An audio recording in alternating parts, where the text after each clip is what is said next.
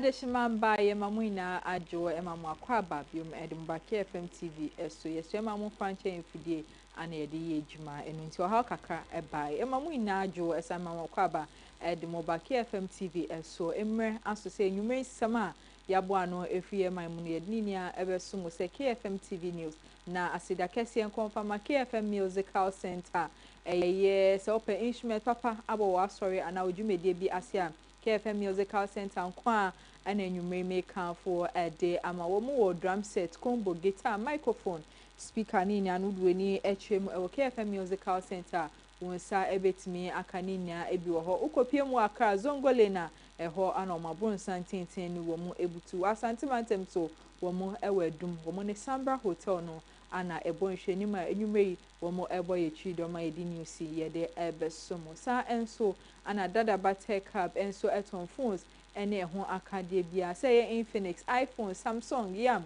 Tecno ni na no kopie mu ewo dada batech hub wonsa ebekasa phones ni na bi ewo ho Talent Microfinance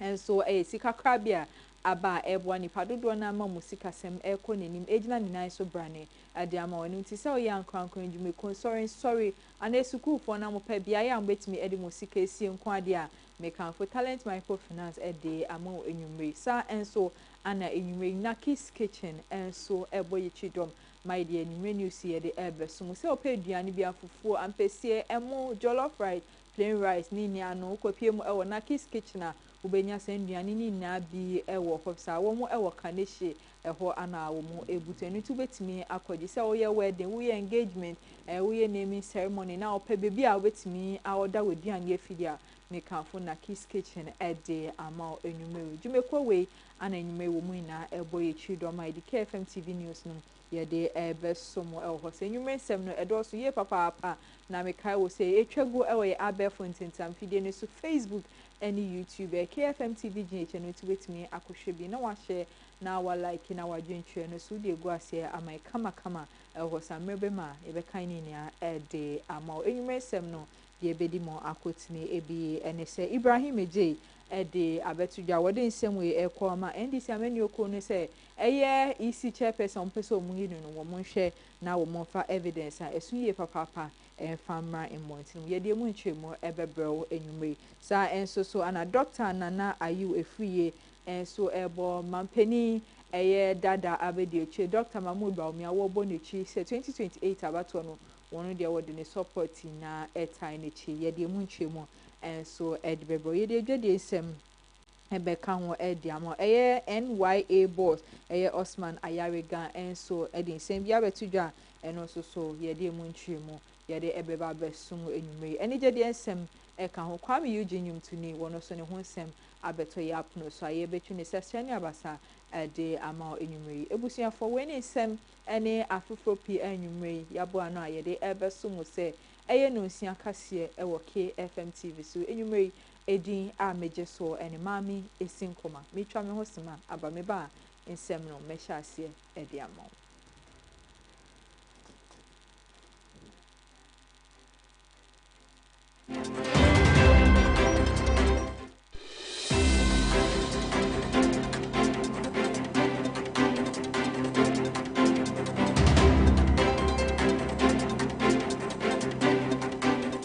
ba me koso edamase se oguso etu TV ho a wo hwe KFM TV news me koso eka wo se nyume news ya abe front and feed no e Facebook any YouTube KFM TV GH eno tu betimi ahwe bi na wa share na wa like na wa dwenhwe no so di egu ase amai kama ho submission sem na se ede amao enyume dia eye Owura Ibrahim Ejay our former assistant secretary at the office of the former president Nana Adudan Kwekufa no anode kokobo kese wode kwama eye NDC ameni okona watching say eye nkitahode a omodi fa EC chairperson Maame Jane Anukwemensa omodi fa no se ompese omuyi no edifi akonwa so no eno ana pepe mu se some baby say o se omutimi de evidence esuye papa ebetimi achese Maame ni dibre wo se omutimi agifri ni nsem omo pass evidence no emma monti anto wetimi aye bibi say semwe eye Ibrahim Ejay wono so ana wode abetija you are dealing with warrants that you take a more cautious route in maneuvering or chaperoning the process of 146. I mean, anyway, I'm not in any way, shape, or form saying that because she's a Chief Justice, 146 should not be allowed to work, and all the powers that it gives the president. Allow it to work. But in the same way that when we are dealing with a chief, the government of the day, in Ghana, we will say about dolly learning, which means you curl your tongue so that you speak more politely, with more thought, because the chief you're talking to. Am I right? Right. You know, that doesn't mean to say you are going to truncate the case against the chief if the chief has been so accused of any wrongdoing. Right. But you understand that the dynamics of the personality warrant that you deal with it in a different manner than you would from the average man or woman in Ghana, accused of the same crime. So given that this is, again, a Chief Justice, no pun intended, from a traditional chief to Chief Justice, allow 146 to work. But once you suspend now suddenly, all the political accusations have merits, because you are, in a sense, making a statement of intent by the suspension in itself. And that's why I'm giving that the traditional chief example. You know how you speak to the Yagbonwura, okay, the Yana, Otumfo, the Asantini. We deal with those personalities and the government chair differently than the average person. If indeed, God forbid, they're accused of a criminal offense, we maneuver our way. And that's what should have happened in this particular case. You know, the suspension is what has triggered this, let's say, Nti Ibrahim Eje ni nsema wodi to dwemra woni nsem chofo share twetwe nkomo na e twa bi e de betwem ye to asem ne so e de ama the national president e de Ghana Bar Association e GBA efua gate wono so e de abetudwa wo chem se e Chief Justice Maame Esi Nkrumah a NDC ameni okono ene Ghana mampani His Excellency John Dramani Mahama ahwe se wo mo eyi no wo che se wono de won fa ne support entire sade ne chikra esan se ehu ehia na se enye right se wo behwe ama Chief Justice wo moyi no edi efris wo che se okwa article 296 ewo ye 1992 constitution ni ma eyade a ekasatia Ghana mra se Chief Justice no a wo mo eyi no ehu enhye den hia se wo se mpenifor edi evidence ana bibi esu ye papa edi eto ne so ansa wo metimi age ne debre edi efini nsem enu nti Chief Justice Maame Esi tokono a wo moje ne debre no wono de wonfo asa de no so nsem we efu agate a oye president edi Ghana Bar Association wono anode nsem we abetudwa.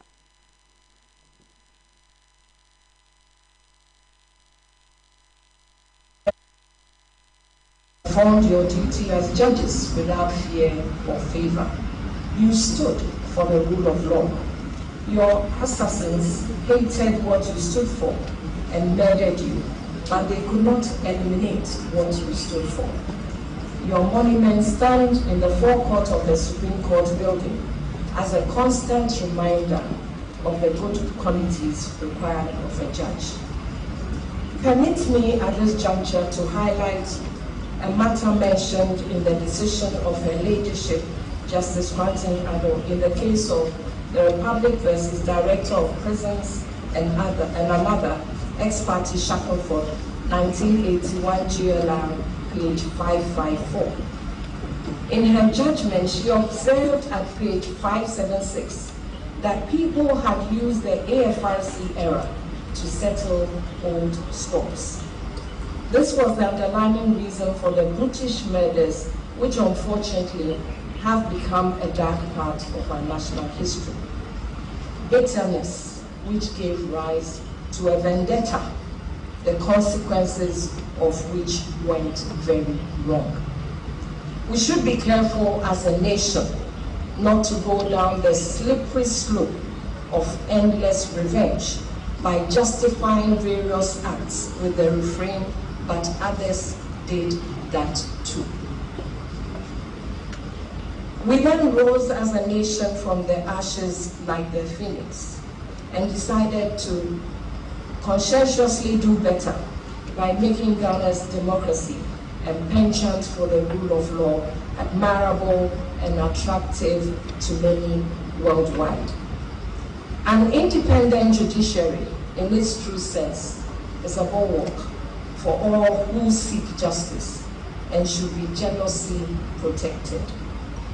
The judiciary's foremost attraction should be its glaring independent. Ebusiafo nsem we ana efua gate editu eja e osayede mo eto ansem ne so akonsem from enyumedia eye member edimo opposition National Democratic Congress NDC amenu kono eye o communication team member ba kwepre say Richard ni aye wono ana wo che say eye nsem a wode ebetu dwa wo chem say wo say Ghana mampani dada eye nana adodan kwekufuado woni na bedi eche Dr. Mahmoud Baumia wo say omutimi eba mountain na echopa bi e wo hobia wo mo enfambre Ghana for sense wo ma Ghana ye kwa ho hia mu ye papa yesika se me ho ye de ma ye wo man ne sumu ye tatwe a no bibia etwi sika kra ebi embanti na wo say nkofo mi ni we etimi de echopa esun ye papa e de ebre Ghana for ne no ana owei e de abetuja wo chem se eye mampani dada John Ejekum Kofo enso aba mountain ma wo che se sade de ensi de bia da wompne ma bibi say ensi no ana Richard ni aye etwemu se nsem a mampani dada John Ejekum Kofo be kae no wono de wonfoa eso yente ni nsem bia wode etu eja former president Ejekum Kofo wo hwe oyenhwe han ma president Akufo-Addo edi nyama bone eye Ghana for wentima nka ba kokora bia na president Akufo-Addo etakunya no so nyama bone ben ebi ni say ohwe me edi $58 million ekotu National Cathedral wanka ho asem ba kompo ye wo na wo ka kire say National Cathedral ekotu a ye wo kosi National Cathedral na enya ade ebe yisu Ghana man sika ekowi ase ni yisu Ghana man sika what is say former president John Ejekum Kofo be kan ho asem wan bo ho wa ba kompo okay ye tia say ne say domestic debt exchange program ebe koso former president John Ejekum Kofo o wo ha say wanka ho asem ba kompo apart from that ye wo ha say and President Akufo-Addo ehwe pam Charlotte say from the seat of electoral commission former on ehwe pam no receive President Akufo-Addo time petitioners na de kwa petitioner who will be the okay as a faceless petition what is say when President Akufo-Addo okay Maame Esi Nkrumah no de ya abai petitioners de ko say the petitioner na de kwa petitioner na de ko because president need to mean say obepam no who advise be a former president Ejekum Kofo Akufo-Addo on that. You see, there are a lot of harsh things that President Akufo-Addo did to Ghanaians, but former president John Ejekum Kofo, he failed to call the rot. Maame Collins on some. So he has no moral right. Former president John Ejekum Kofo has no moral right to now come and tell Ghanaians that. Mamba yet one semne so a day ama enumedia eye gusi tano our ye presidential advisor e wo Ghana ye 24-hour economy ne hunano and our day abetuja watching say see ade eye export development bebe wa Ghana hande okopiem wo man foforo so Ghana for ndwuma dodo na ana omodi ko man foforo so ekoye wo ho no ana ochem senke be ya yenhwe na san ndwuma we na ye fa bepiem e wo man Ghana se ne be ye betimi aboa among mining kanko enso etimi gina ne nice ye papa eye nsem we gusi tano wo no so ana wode abetu eja Ivory Coast, where it's easier to do business. Our aim is to reverse that. And so one of the key components is one, a coherent, practical, transparent incentive regime that is based on performance. And as NASA said, with very little discretion. So we remove the corruption component out. Two, build these agroecological parks so that you meet the requirements of both domestic private investors and foreign investors with land where there's no title disputes. One of the big companies told us that they want to expand their business. When they started the construction, one family came, said they own the land. Another family came, they said they own the land. Finally, the military came and said they own the land. So they cannot move. one of the big pineapple growers and fresh fruits, as well as orange juice and pineapple juice mixed producers, exporters, and dry fruit exporters, proposed an expansion of its raw material base by growing more pineapples and whatever, only to discover that the land that they had paid for several years ago, which they had earmarked for this expansion and growth program, was being used by sandwinners, supported by the police as land guards. You cannot build industry or agriculture with this confusion around land and without enforcement of the relevant provisions of the law that protects investors. So that's number 2. 3, you cannot build an economy,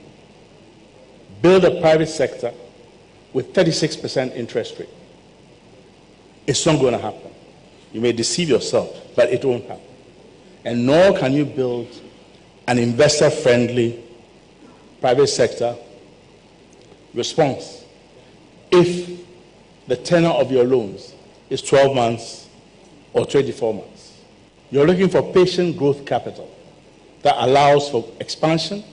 and that allows for capacity utilization, and that allows for local content raw materials. And then you cannot create an environment where you increase output through crop yields, better on-farm maintenance, if the rain period, particularly in the savannah and the northern section, is only a few months in the year, and sometimes because of climate change, it doesn't come at all. So you have drought. In fact, as I'm speaking now, there are droughts in certain parts of the country.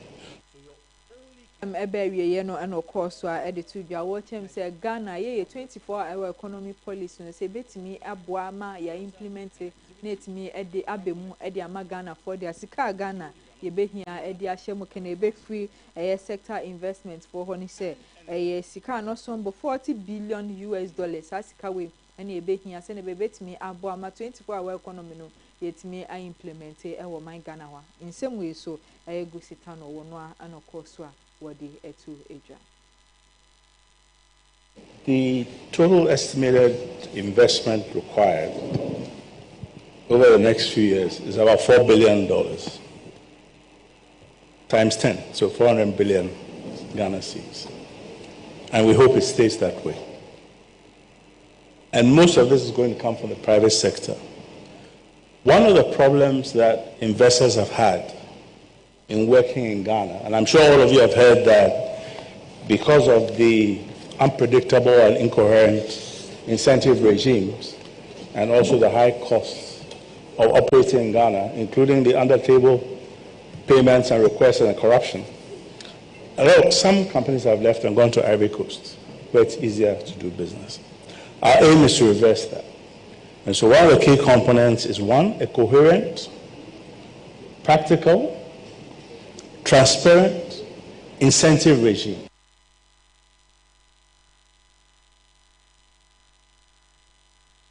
Yeah, the more air to answer so any media, Dr. Nana, are you a free our member Edema? If you just say Asokorima, Shebejania or one or another day, I bet you watch him say, Evan Abato, my Ghana, and I say political affairs. Nipadudu na wo mutu aba efa nipa na wo munim no ebia Dr. Mahmoud Baumia nipadudu na enim no eno ana mpempi na Ghana for ehwe edeto aba ewo my Ghana emu menye se oba no aba bia na se wo che se mpempi na nipadudu na eto aba efa nipa wo mu enim no eni dwuma wo mu hwa nipa no betimi abo ana mo fa so edeto aba ewo my Ghana na ayi efrie a oye mashebejani edimadi hye a wo mo ewe fiduase asokore wono anodin semwe abetu edwa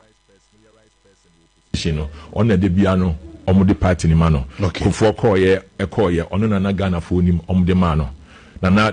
atamios koye oye familiarized face from the position ono na onyaye John Mahama nanado so koye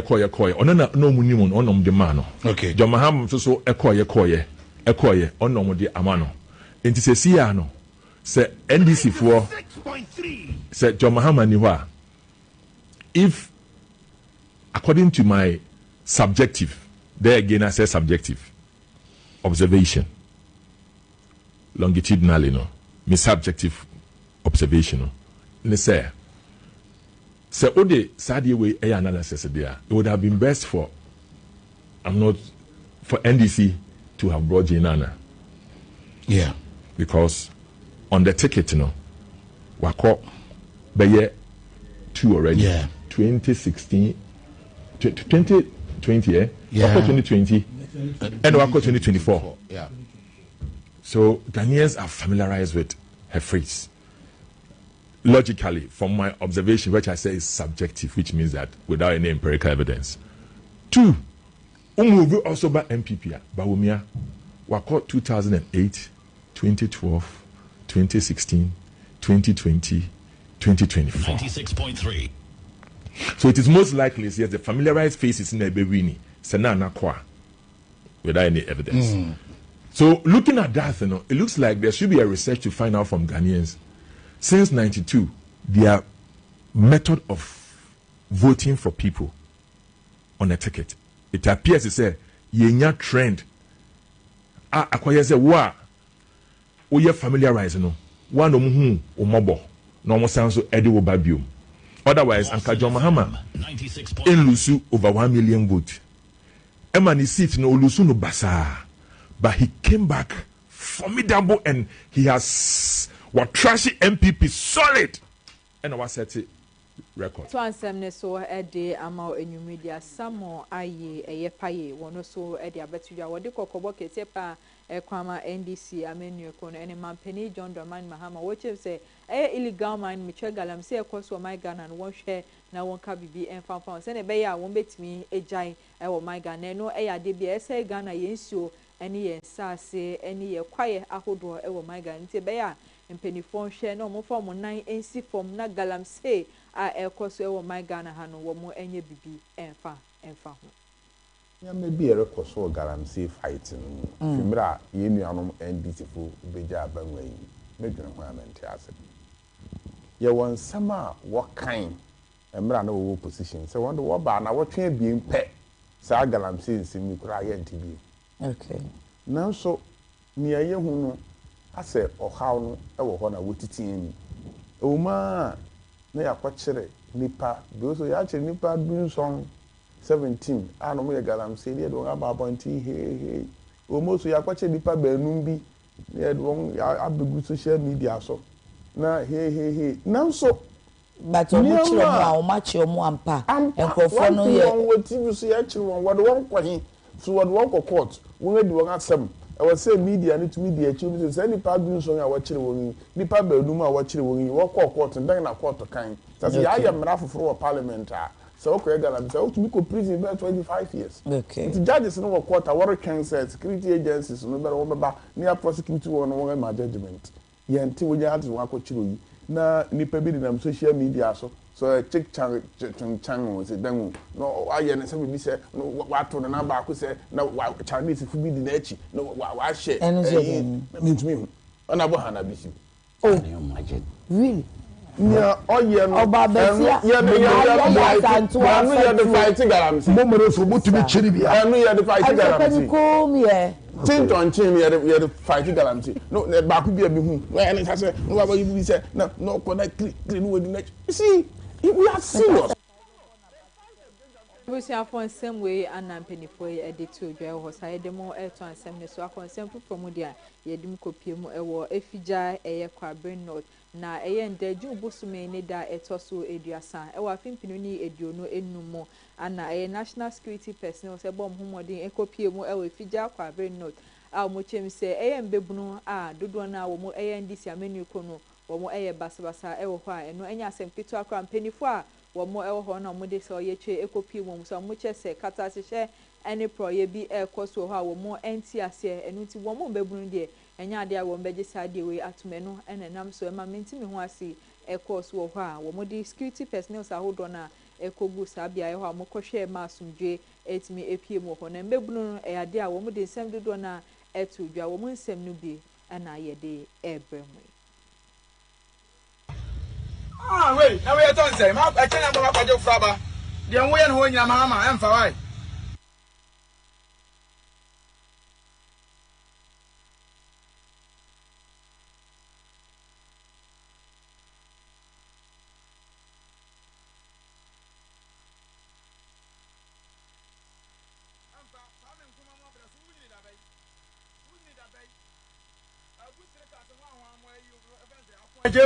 I'm going to Mr. Program say.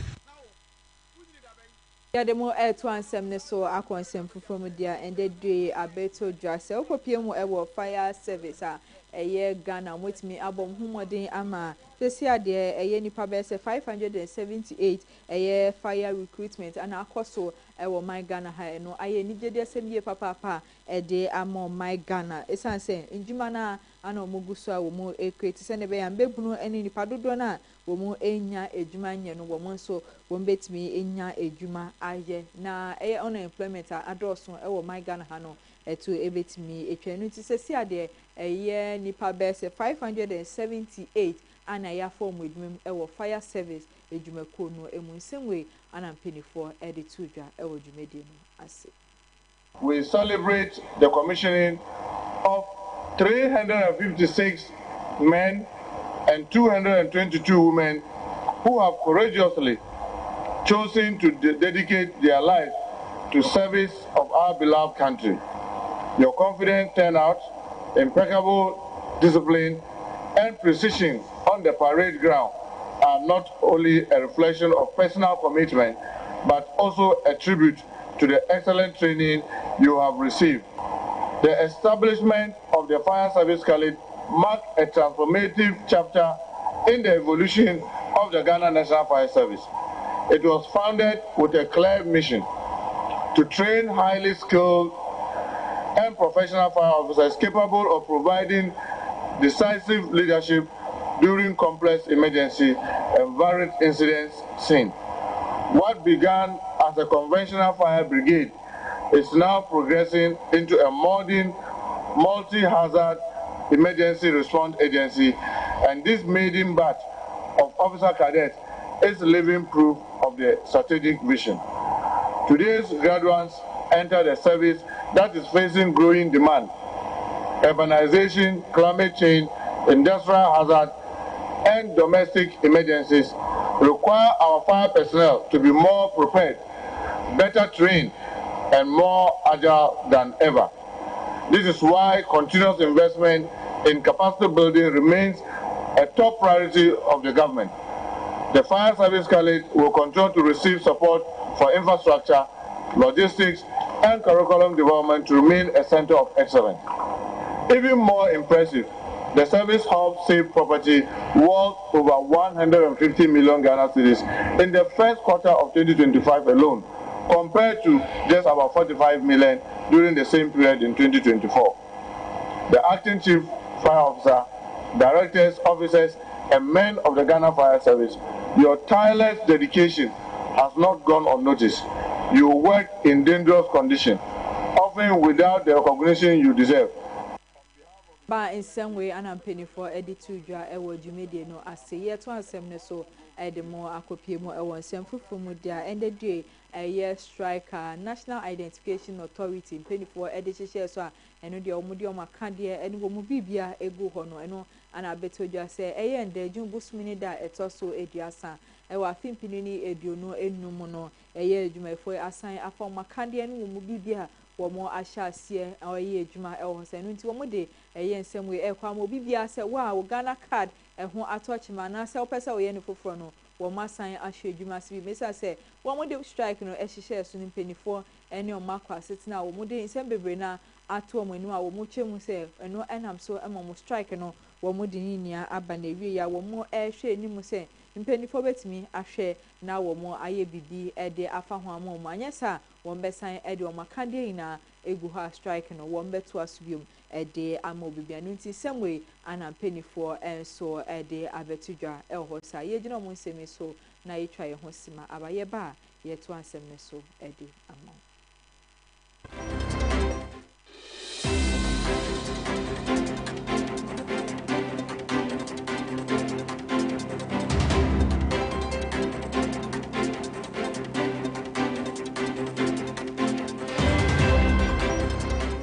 Yo, I'm for and I am Makwaba at the bar, a KFM musical shopper. The Tosumi, no, who free a Kumasa Malcolm that Damono, a sunny at the bar at Dumino, Sabran Udu, a Sambra Junction, Sambra Hotel, Quantana Sope. Now shop no any Sambra Hotel and the Dinja anymore. Would the free Sambra Hotel a wo sunny at the co, Nankane and Hagan Hono, Anne, a ho and a KFM musical shop. Ye Tosumi, no, yet be no fofro. Now the air can say, if you papa a timiche. The Odia sorry, the Odi grow agro ahudo. Tuma de be a woody over here a young figure musical instrument piano, a KFM into a say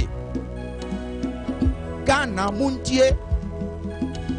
Asante Mai Muntie a KFM musical shop. Anna Sabre Yabian for Monochai. A war Premper the 2nd Street. We free all men come down and now sunny a day co a dumino. And Udu Sambra Hotel Quantana so. Now what done on Sandy Faso. Oho Annas KFM musical shop ye. Ewo Yani Sambra Hotel. Anna ewe anymore. Ye chow abribia. General Messi. Sir, may you proud and I say may you jar. Me free. Kumasi Dum KFM instrument store. Obi bisa sa se bomen fo de what to no we need that what dey near my papa e gina wanim na what to no say yes what to no bibi aka wakoma ni nyina free KFM instrument store Kumasi Dum se mi gina ho na me to no ma bitimi nya ho me ka fi se fi papa mu anim na mi gina no wo be tro ye ko ma ya do se kana twananka kana ensemfu ayi.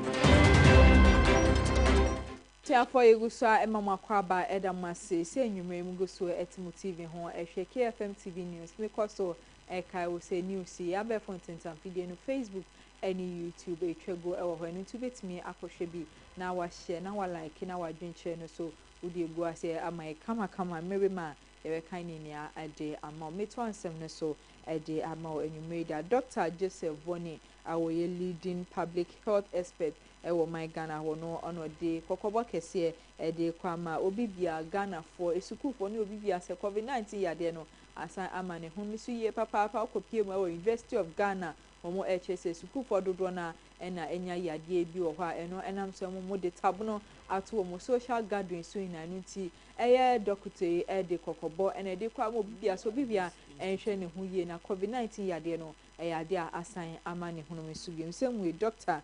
Joseph Bonnie wono anode abetu eja. That is Noguchi. We have a center here called the National Influenza Center, which is a WHO designated center for respiratory viruses that causes infection, and it ranges from influenza to all other respiratory viruses that we have, including the COVID. And as we have to note, COVID is more or less now living with us, so it's more or less like endemic. So the setup here more or less tests for every respiratory illness that may come from any of the facilities that we call the sentinel sites. So they are doing some active surveillance activities. Anybody who reports with influenza-like illness, and that is your temperature has gone up, you have cough or sore throat, they will take your specimen. Usually they will take a throat swab and will try to find out what you may be having in terms of pathogens, and especially viral pathogens. So this has been going on for some time now, more than 15 years. So it was more or less after the COVID, the height of the COVID, that is 2022, we more or less incorporated, we added this COVID to it. Right. At first, we were in influenza. We have some COVID cases. Then way down, somewhere in May, we started getting cases from other regions. Eastern region, we have some few cases there. Greater Accra, some parts outside university district, the district that university is fine, is situated. We have some cases coming in from the Volta region, Ashanti region. So we have had cases from all these regions. But you see, what broke the camel's back was 2 weeks ago, where we had an overwhelming number of cases from the university community. That is what maybe gave reason to the circular that the university sent around, that then the university should be, the university community should be aware of what is happening so that they will take the needed precautions. So yes, it is not a localized resurgence, I would say. We'll be having these cases, and it is expected because we are Ebusuafo yeguso a ewa pomodin ensem no dia Ghana Health Service de abetu yomochem se yade a amane home so ewo my Ghana hande nipa dodo na enya bi a monkeypox no wo mo echem se ade cases for best do and 14 ana wo mo sign enya ewo my Ghana ha eno ama ye total cases no ekodu 133 ewo my Ghana ha wo mo echem se yade amane home so ye papa nipa dodo na enye bi nesese a ene mo ka se de obi bia enfa yade so ento ananan ewo nsie do eno yade a eye nigede sem na mum yade ende amane ho so nipa dodo na enye bi eno nti wo mo de kokobo ekwa mo bibia se obi bia enhwe ne ho ye na sa akodie wo yade nipa dodo na entimi enye bi se ne be ya wo mbeso ano ema ne ntenentene enko du nipa dodo na eso ema nkonko dodo na enso record cases fofo no ewo so bibia etimi ebo ne homodin ewo sa yade ehwan no nti semwe ana Ghana Health Service enso de abetudwa ewo sa yade mu ntwemu yade ebeso mo enwumere ye to ansem ne so de mo akonsem fofom dia eye Chamber of Oil Marketing Companies ewo my Ghana ha enso de abetudwa wo de adesede to ejase eye energy sector levy na wo chese eye a driver for eno bibia ebetua ewo my Ghana ha no eno yade bia nkebe ya abanhwe na enda wo de atoso no wontwimu enko enim kakra na eno yade bia ebetimi aboaye papa amasade wo mitimi ahwe no mo aye ni ye no nti wo mo sha ban se wonhwe na wontwe eye days no emfa nko nenim nsemwe ana Chamber of Oil Marketing Companies wo mo de etudwa ewo my Ghana ha. The Ministry of Finance, National Petroleum Authority, and also the Ghana Revenue Authority for their responsiveness and constructive engagement over the past weeks. Through these dialogues, we have seen substantial progress, particularly the postponement of the implementation date and considering the relief measures for OMCs. Our position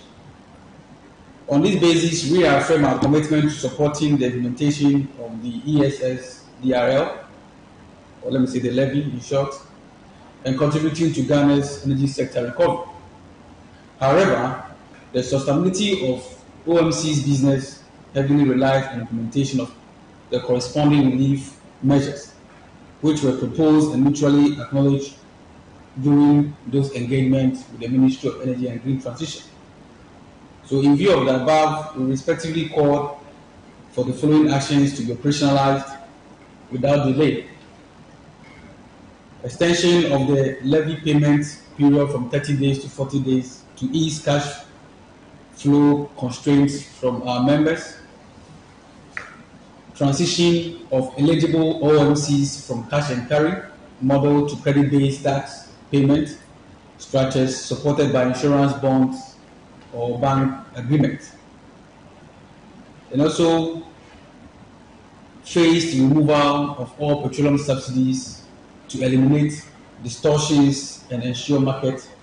parity. We firmly believe to ansem ne so akonsem fofomudia Chief Executive Officer at the National Youth Authority Osman Abdullahi Ayariga wono so de abetuja wo chim say national apprenticeship program na ade a wo mo ahyemu eden a wo mo ehya say wo my Ghana no che say persons with disability wo mo a wo mo edi dem ayare for kaka no ndie first 10,000 slot no weja ede amasa nkofo na wo so wo mo de wo ho ebejim ebebu ejuma ye papa wo my Ghana say ne we unemployment adults no eto ebetimi etwansem we Osman Abdullahi Ayariga wono anode abetu eja. It says so many people will be asking about selection process. How are we going to use to select the first 10,000. Because we are going to say, and you said, people again will say, what is it, or what there's no home anywhere. Within 10,000, the first group of people who automatically will be picked, people living with disabilities. So, I apply, that's a person living with disability. They say automatically you are part of the first 10,000.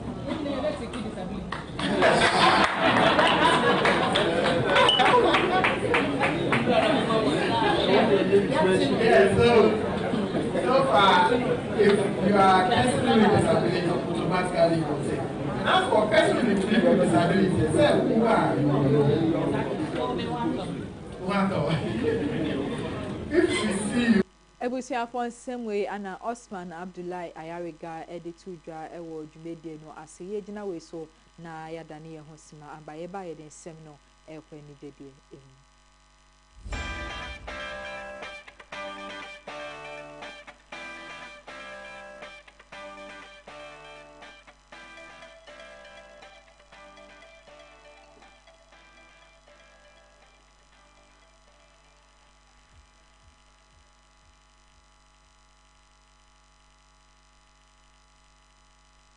Yade mo kwa ni jedi ensem dia eye Ghana nyumtini a ba ne nyumto a ewo my Ghana ha obone homodin wo mu ye papa Kwame Eugene ana meka ne ho asemi wo de abetudwa wo chem se nipa dodo na abefo ntintam fides wo mu bisa ne nti a eye ne hairstyle no aye ne afro style no wo chese we twa ne nia ato ego ne no ana Kwame Eugene aba montima we be yisan sem ni na no a wo chem se ne nti a wo twa asa ne tinhwi na etugu ye ne se eye Links Entertainment ano wo mu no eno ene share sa ke man no share ne ho kina wokoye sa tinhwi no egu ne ti so na sesi a we free Links Entertainment no wo se sa tinhwi ne sa de waye na waye wo ne ti so ne nia wo hwe na wo twa ne nia egu san se free na we from no eno eche se wa sha brabo foforo ase we wa starting new journey I no na wo se no ma foforo etimi ededi e wona brabo me eno no ankasa so ne nipadua no emu enu ti ana we twa sa tinhwi no ato egu san se Links Entertainment ano ne omu ye dwuma no sesi a woni omu eni hobi menu nti ehu hia se